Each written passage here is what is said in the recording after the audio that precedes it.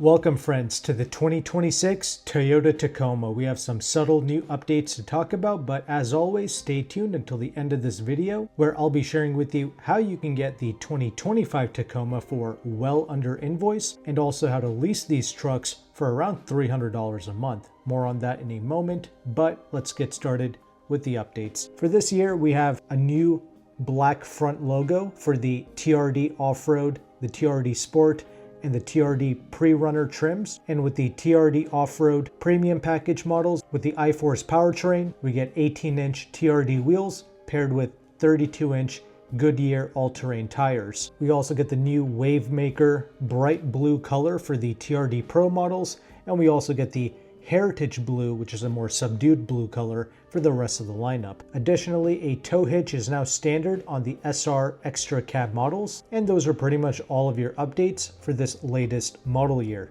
The 2026 Tacoma will be arriving at Toyota dealerships this winter, and if you want the TRD Pro in the Wavemaker color, that's going to arrive at dealerships around March of 2026. The only other change is regarding the price.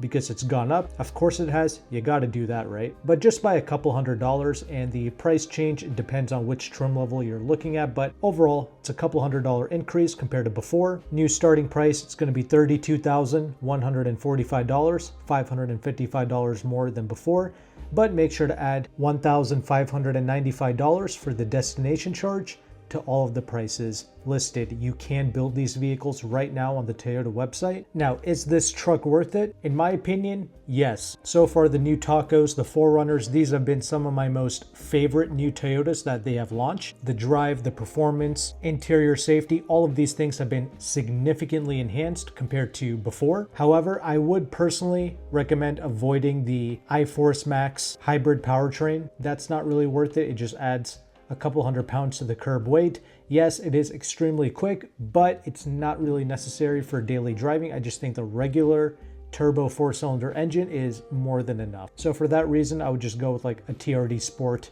or something. I think that's going to be your best value proposition. Get that fully loaded, which will be around $55K for like a TRD Sport or a TRD Off-Road that's fully equipped. Of course, there's deep discounts and lease programs for these vehicles. So if you buy it right, you're not paying anywhere near the MSRP. So that's why I think these two particular models are the best value.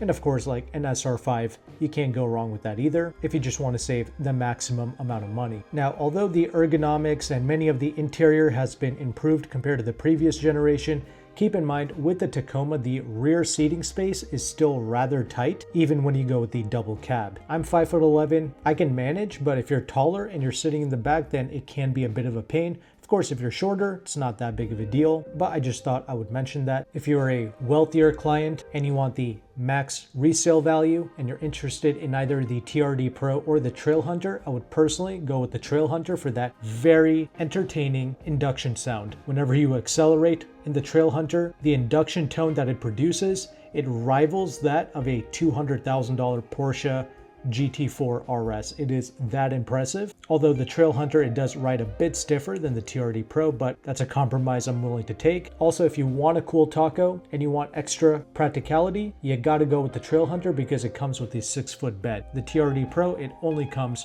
with the 5-foot bed, something to keep in mind there. But again, most individuals, they are better off with the SR5, TRD Sport, and TRD Off-Road without the iForce Max. As always, I'm gonna have the full Toyota press release and the spec sheets on the screen for you to check out. That way you will know everything there is to know regarding these trucks. As promised at the beginning of this video, here's how you can save a substantial amount of money with the Tacomas and other new Toyotas as well. You can reach out to Jim, who is one of the largest Toyota brokers in the United States. He has partner dealerships both in Pennsylvania and in California, although I believe he is expanding his dealer network. Regardless, he does offer nationwide shipping. I've had 2 vehicles shipped, no issues, but shipping is something you have to pay extra for. So if you want to save on that shipping cost, it would be ideal if you pick up at one of his dealerships. But yeah, on the Tacomas, he's well under invoice, I think around like 14% off the MSRP, which is insane. And something like an SR5 can lease out for around $300 a month, which is not bad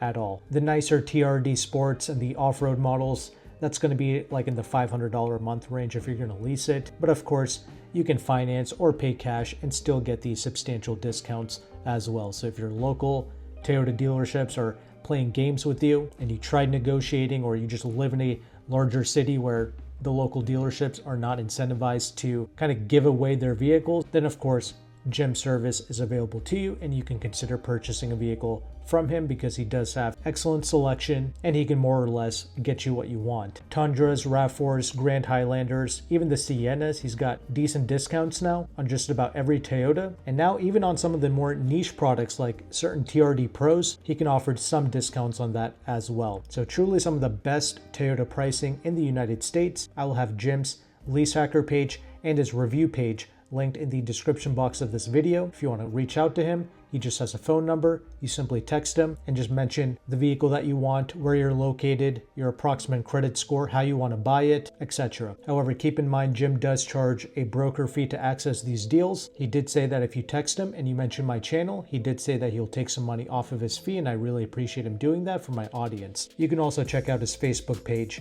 as well. Everything will be linked below. If you found value with this content, make sure to like and subscribe. Thank you again for watching. Take care and goodbye.